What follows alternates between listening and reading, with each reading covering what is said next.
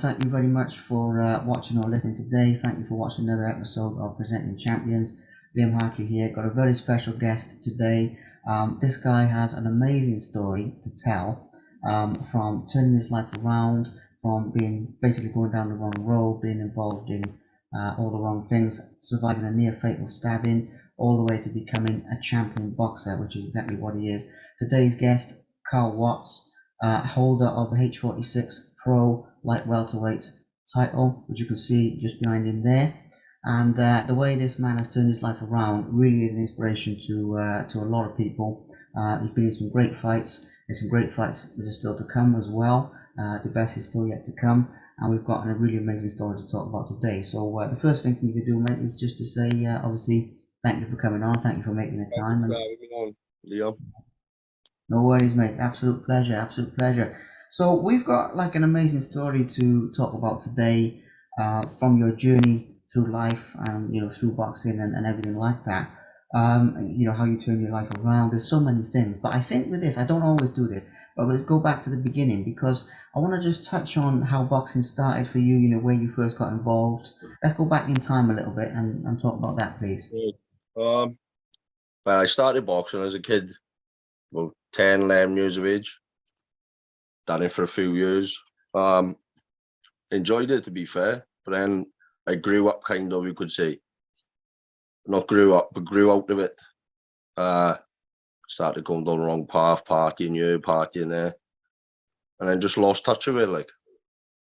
But then 6 years ago, then I got back into it through an incident that happened to me, and it's gone on from there, Amazing. So yeah, I think this is a good lesson for a lot of people who are watching or listening. Who want to know a little bit more about it. So you were into it, and what sort of age were you when you sort of started boxing? Was it from like a very young age, from when you were like a kid? Or?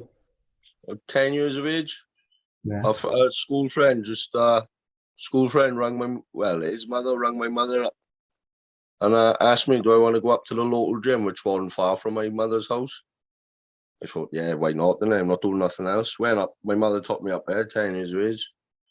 I got into it pretty quick. Started enjoying it. I had my first fight at 11 then, amateur. Done it for 5 years, eh? But yeah, it was good. I enjoyed it at a young age, to be fair. It's a routine, like come home from school, go straight to the gym. And then when you're fighting as well, this is the extra buzz, like. Especially when you're a kid, you can go into school, tell all your mates you fighting this and fighting that, like. So yeah, it's good. Good experience, very good experience, yeah. So you were enjoying, obviously from the sound of it, you were enjoying it, being involved in boxing and the sort of camaraderie and the buzz of the gym and the fights and all that sort of stuff, which you do hear a lot. And then obviously at some point in time, you started to sort of come out of it a bit and maybe lose a love for it a little bit. Take us to that time, what happened there? The years as everyone do, to start experimenting, drinking, going out with friends and all that. I just lost touch of it. Couldn't be bothered to train. Just lost touch of it. I wanted to go out with my friends all the time, and on the weekends you start experimenting, drinking or whatever in parks and stuff. And I just lost touch.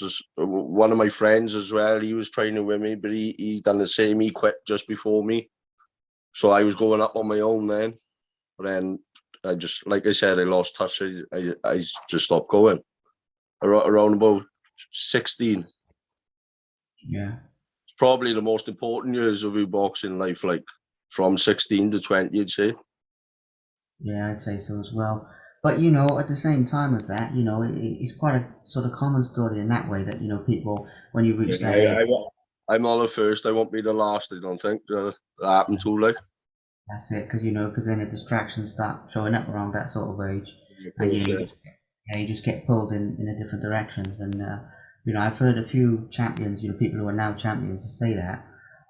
So good stuff. And obviously, again with this, and this is very much for the inspirational side of it. So it's not to dwell on any negative situation, because I don't do that in my interviews. But just to give people the context of it, you mentioned before we started recording as well, you were in a bit of trouble with the police and that sort of thing as well. Yeah, what was happening there? What was going on with that side of well, it? like I said, from 16 to about 18, just going out socialising, blah blah. As soon as I started turning 18, went down the wrong path again. Started doing drugs, smoking, sniffing, whatever. Started getting into trouble a lot. Went to jail first when I was 18. I'm not proud of none of this, like, but went to jail first when I was 18, then 19, and 20. Um, I just got into like a circle. I did in and out, in and out. I couldn't get out of it. Yeah, Um, yeah, I just couldn't get out of it. Like, I had my first child at 21. I started calming down a bit, but then me and his mother broke up, so I started getting in trouble again, back into jail, in and out. But then something we'll go on to later happened, and that's what made me realise I think I need to change my life around a bit. yeah. Well, this is something I think is amazing because I appreciate your honesty.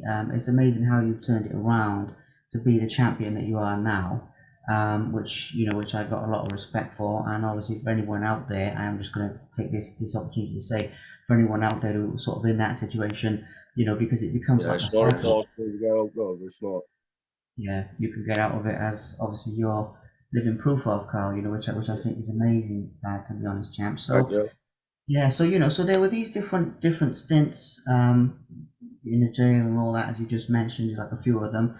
So when it comes to actually what happened to you in terms of this incident, that I think is a really obviously big and important part of your story because it changed, the direction your life was going in from sort of over here to over here, and everything like that.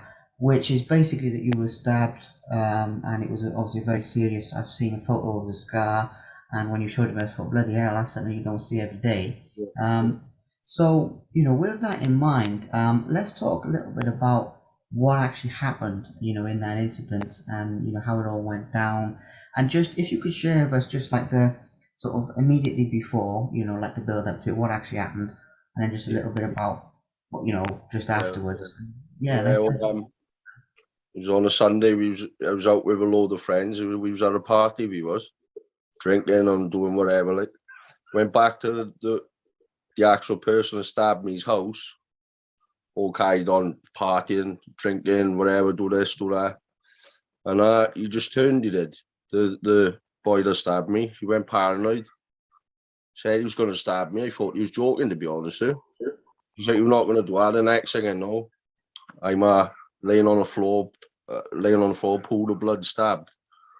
All my friends coming around me. I was in and out of consciousness, to be honest. So I was on death's door. Like, um, you've seen the picture. It's not just a stabbing. It was a bad stabbing. Like, it's yeah, it was on death's door, but he was over paranoid. He was paranoid. I thought he was genuinely joking when it happened. The next thing you know, he's lunged towards me with a knife, and the next thing you know, I'm on the floor, just been stabbed. All my friends rushing on. Like I said, I can't remember much at this point. I was in and out of consciousness. The next thing I know, I've woken up. I'm in intensive care. Tubes coming from me everywhere. My mother there crying. Horrible, horrible situation. It was horrible time of my life. That. But yeah. but then again, it was the worst thing that's happened to me. But I don't know if this will sound weird, but it's one of the good things that happened to me because I've started to realize what was good for me and what wasn't. Like, Yeah. if you get me, like, Oh, totally. Yeah, because obviously it turns your life back in a like a positive direction, even though it's a yeah, bad thing, which I get. And we'll get to the recovery and everything now in a moment, shortly. But before we do, so when you say he was paranoid, this was all like drugs, like type yeah, paranoid, Yeah, well, he was paranoid. Like, yeah, at the time, I honestly thought he was joking because he was one of my mates yeah, around the time. Like, but like I said, he was drug fueled and whatever. yeah, Um, and yeah, he must have been paranoid to do it. Like, I haven't spoken to him since. He went straight to jail. He got caught. Um, but I seen the other day he's wanted again. He's obviously haven't sorted his life out. yeah. It's a But shame, really. yeah, it's a bad part of my life because I just split up with my baby's mother, my first son's mother, and well, I was just partying like all the time, Mm. and Well, yeah, well, it's it ended up in a bad situation. Like, it's good that you've taken some positives from it, and even though it is a terrible situation, we'll move on from this thing now. Just only one other thing that I was going to ask about it. Like in this situation with when you were stabbed, was it like a knife that he had on him, or was it like sort of from a kitchen or? well, we was in his house. It was a kitchen knife. It was quite a Yeah, big knife as well, to be fair. But he didn't yeah, just stab me. He didn't put it in and out. So he lunged up like. yeah. And that's So why you've got the scar going up. yeah, Yeah. yeah. So I think Kind he tried to kill me. I like, to be fair. Yeah, it sounds like, and it looks like as well, because it's quite a bad, like a wound, And the only reason I'm going into this, by the way, champ, is to show the contrast because it really shows people when we get now in a minute to, you winning the belt and being, the champion that you are now. It really shows like the two sides of, how you've Well, lived. because of that, like I said, because of our situation, weeks after, I was paranoid myself. Not because of drugs or nothing. I was paranoid of who to trust and who not to trust. But then Yeah, that's what led me back into boxing then. And from the boxing, it built my confidence right back up. Like, yeah, so, well, yeah, it led me back into boxing just to, like, I don't know how to say it, like, build myself up. I can mm. do this and I can do that again. Like, and then Yeah. well, it built my confidence right back up. It did. And what about the recovery? Because obviously recovering from something traumatic like that is physical and I it's was in mental as well. Yeah, I was in hospital for about 2 weeks, and like my mental state, I didn't recover from for good few months after, well, maybe even a year after my mental state, because I still didn't know who I could trust and who I couldn't trust at that time. See, because the boy that done it was my mate. Yeah, Well, I I get. thought it was my mate. He was my mate, obviously. No, no. I get that though. But I have seen it myself, I mean, I've been in those situations where people, are taking stuff. I mean, I don't take anything to be honest, but I've been like around a lot of situations where people do, and I've seen everything from like really bad anxiety and like panic attacks and weird stuff where they just can't talk, Well, all the way. yeah, I was paranoid for about a year. I got diagnosed with PTSD, post traumatic stress disorder. Yeah, Um, the first month, 6 weeks, friends were coming up, real friends were coming up to my mother's house to come see me. I was talking to them for 5 minutes and then telling them to go. I didn't know whether to trust them or not. I was just they were just coming, being nice and that, but I didn't know whether to trust them or not. Like, that's what it done to my mental state.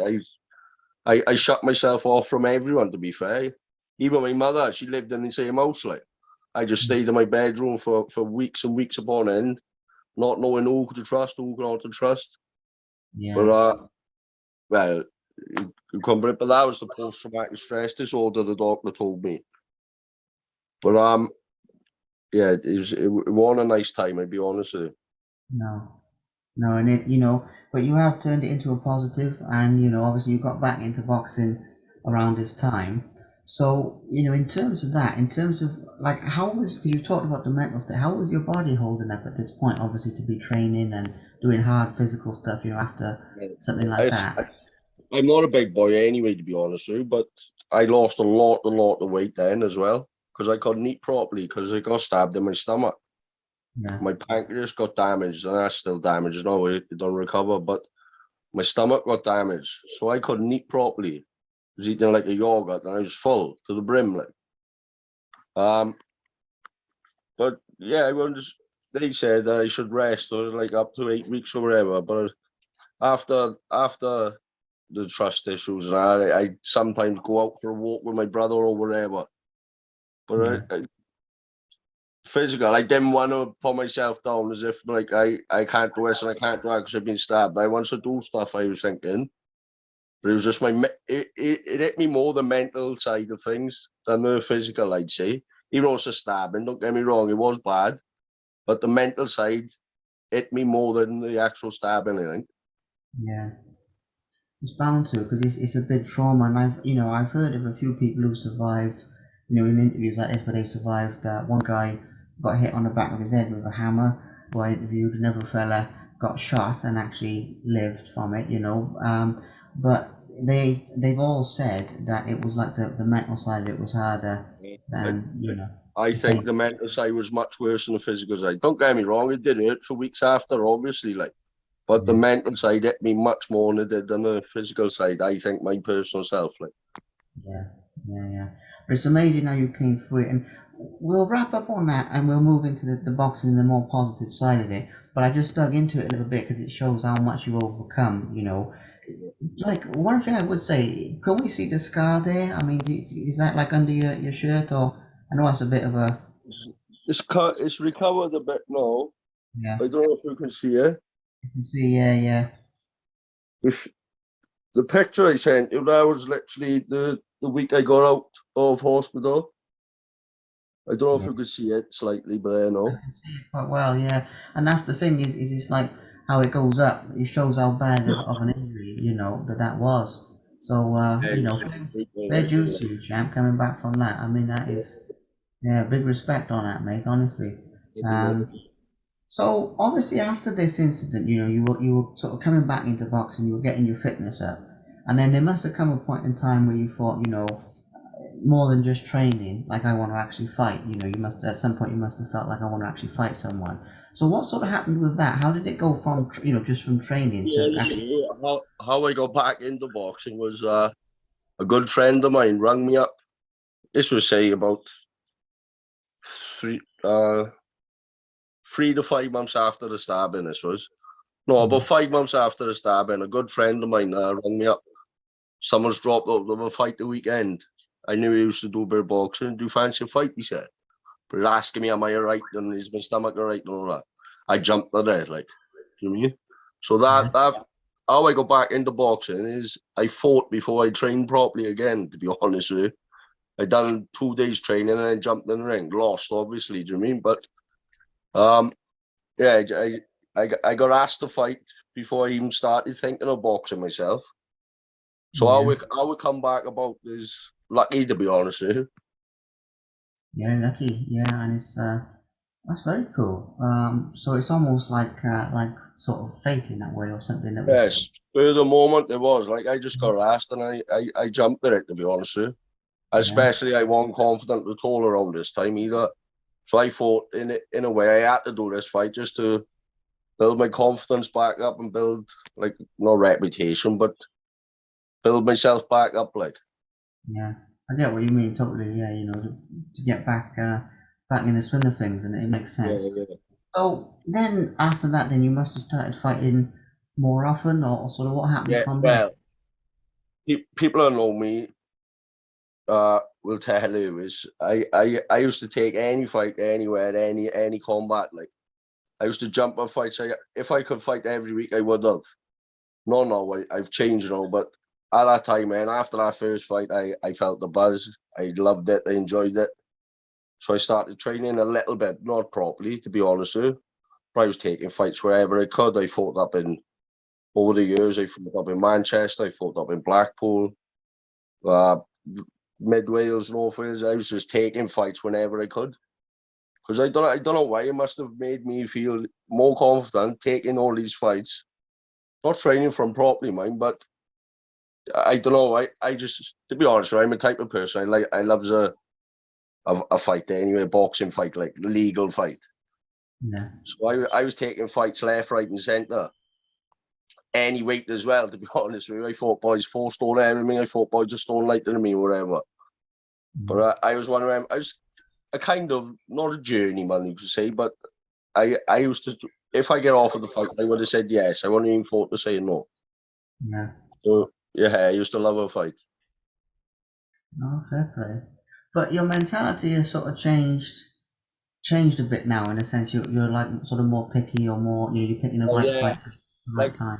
around that time when I was fighting whenever, I wasn't in a I was in a gym, but I wasn't in a proper gym. I wasn't under I had a trainer, but I wasn't under a proper trainer. Well, he was a proper trainer, but you know, like an official trainer, like. Yeah. Um, but now I'm under. I don't know if you've heard of a boxer tricks, Jason Williams. Yeah. I'm under him now, and he's got my routine to the T. Like, and I used to fight boys 4 stone ever. He won't have none of that, which I agree with. Now I will not fight anyone too heavy. I won't fight someone too light unless I got to.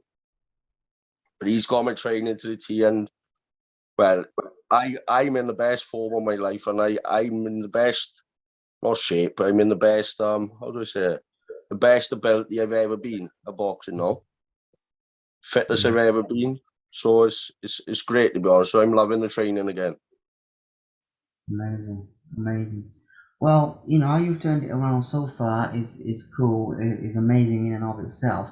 But at this stage, we get to obviously the really cool bit is when you won the belt that I mentioned at the beginning, which we can see behind you there. Now, I am going to ask you to just grab that and bring it forward for our viewers.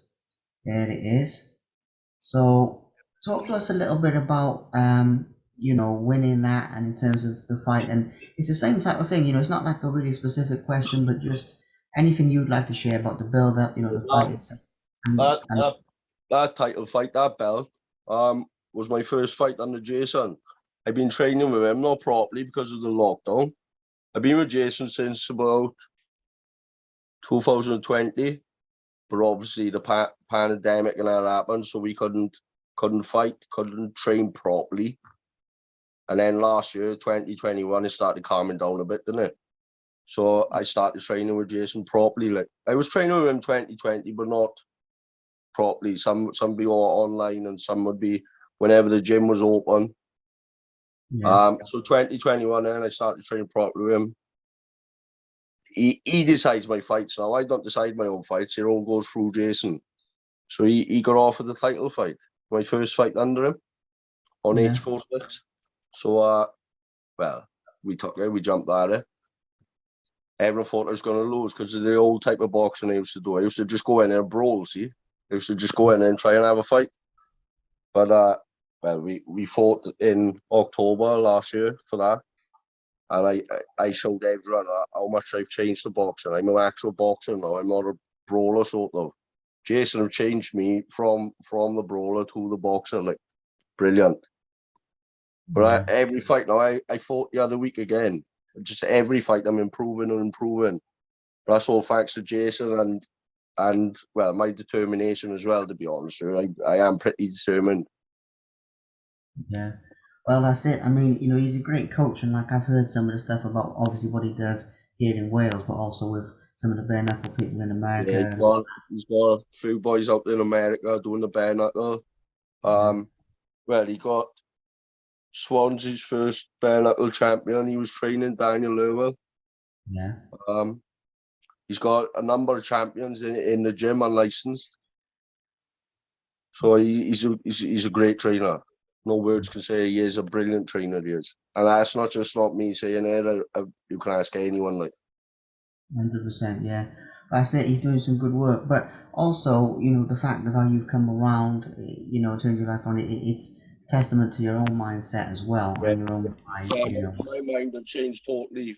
That stabbing, that incident, changed my mind. But I had a second child then from it, and I wanted to just put my mind on my family. I got another family now. I live with my family and put my mind on something. Try because I've done boxing years, but I wasn't going nowhere. If you know what I mean, I wasn't progressing. Like so, I Yeah, wanted to try and progress in the boxing. So I think I'm achieving that now, and I'm going to achieve more. Hopefully, that's the plan anyway. yeah. Oh, you will, you will. A couple of other things then. So there's the last couple of things now because we've got into some in depth. Going just one small back step. I wanted to talk about when you actually did win, that belt and everything. Obviously, people talk about the physical side of the fight, and we've talked about that. Your technique changed and what have you. But mentally, when you won, a major title like that, which it is, a major unlicensed title, and it's a big achievement. What sort of goes through your mind in a moment like that? In terms of like what you felt and what you sort of experienced. Apart from um, apart from having my kids, that was one of the best feelings I've ever had. I finally achieved something in boxing, what I wanted to do. Like I, Yeah, I like achieve the goal I put myself to. So I've had a few title fights before that title fight, and I've lost them all. And I Yeah. could never ever reach the title, sort of like I always come up short. So that was one of the goals for me, to be honest with you, was win a title. And I achieved it, and to be honest with you, it was a great feeling. To be honest with you, it's brilliant. I felt as if I finally done it. Like, Yeah, well, you have, and it's something to be very, very proud of. And I've asked a lot of champions that question, and the answers that that you get back is always usually that it's an amazing feeling. You can't really put it into words, but it's one of the best experiences of their life, like what you were just saying. And I agree. I agree with that. That's it. It yeah, is. It's one of the best feelings, especially at night. I was just over the moon. Like, yeah. Yeah, I've heard that from a few, quite a few people, and they just, and they do just say that it's something that you can't, but it's just such a buzz, such an amazing feeling. I remember the first time I ever heard it, Lee Selby talking about it, when he won the IBF from Barry, and he said about that night he couldn't sleep and he was out running and he just started shouting like, I did it, I like in know, a I was lane. just gonna say, I woke up the next morning and the belt was on the cabinet next to me. Like, I was Yeah, thinking to myself, I'm a champion. Like, I yeah, am a champion. So yeah, it was a great, great feeling. And then bringing the belt home, he was up in Cardiff, so I stayed up there the night after the fight. Bringing the belt home to the kids. I got up, I live with my son and a stepdaughter. My stepdaughter's a little bit older. She told me I'm not allowed back to the house unless I bring the belt. Like, so bringing that belt back to her, my son, he was only two last year, so he doesn't even realize. He loves the belt now. He tries putting it on. It's too big for him, like obviously. But my stepdaughter, bringing that back home to her because she realizes was great because she told me I wouldn't be allowed home if I didn't bring it back. Like, no, fair play. That is something. Well, you've done them all proud, and obviously yourself as well. And what about in the community, though? I mean, how did people react, like in the sort of local area? And not about winning the belt they won, but people have seen my performance as well that night. And because, like I said, I used to take any fight anyway, and people write me off before I even jumped in the ring. Now people are actually noticing me, seeing how I've improved on it. Is yeah, but all positive comments lately. To be honest, it would be as before. It was, oh, you're fighting again. I was like a sort of number. Say, yeah, don't get me wrong. I won a few, but I lost more than I won back then.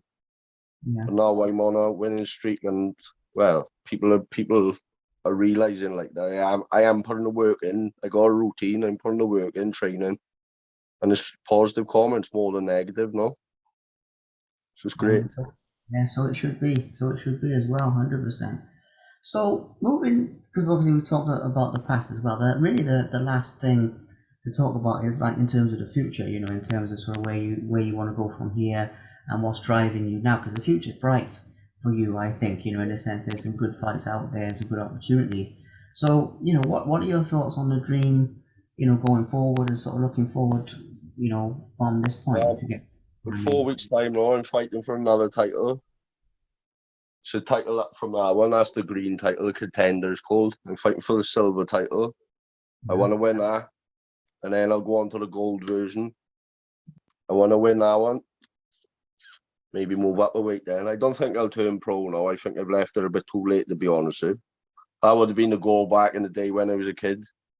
I wanted to turn pro, but to be honest with you, I think I've left that a little late now. yeah. So the unlicensed scene, I just want to become multiple champion. Maybe move up a weight and try a crack at that title, like. But yeah, just make my kids proud and me proud and keep doing what I'm doing, to be honest with you. The titles are bonuses then. That's it. That's it. Yeah, making yourself proud and So making your whatever family. happens now, when my boy grows up, his daddy was a champion. Whatever happens in life, his daddy was a boxing champion, like, and the belt said to prove it for him. Yeah. So Yeah, yeah, just make my family proud of me more than anything, and make myself proud of where I was and what I become like. But like I said, titles are nice as well, and they bonuses like. yeah, yeah, 100%. Well, that's amazing, and the way you've turned it around and everything you've achieved so far is incredible and very inspirational. and like I was saying before, I think the future's bright. There's some big opportunities out there. So I'll be behind you all the way. With these future Thank you, mate. fights, and I hope to meet you soon anyway, to be honest with you, in the flesh, like. yeah, it'd be good to meet in the flesh. But like I was saying before, I do loads of shows, so we're bound to cross Oh, paths at some point. I got no doubt we'll meet in future anyway, to be honest with Yeah, it would be good to meet in the flesh, 100%. But the last thing for me to say, mate, is just that. Is just a big thank you for coming on, and you. Thank you for having me on, Liam. I appreciate it, mate. no worries.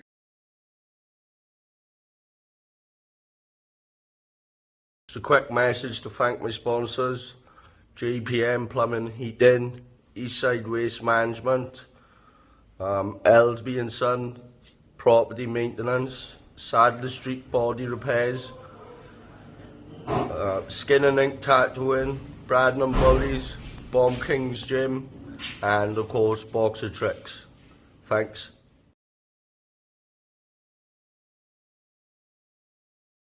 Thank you very much for watching. Please subscribe to the Simply Inspired YouTube channel, and there'll be more videos coming soon.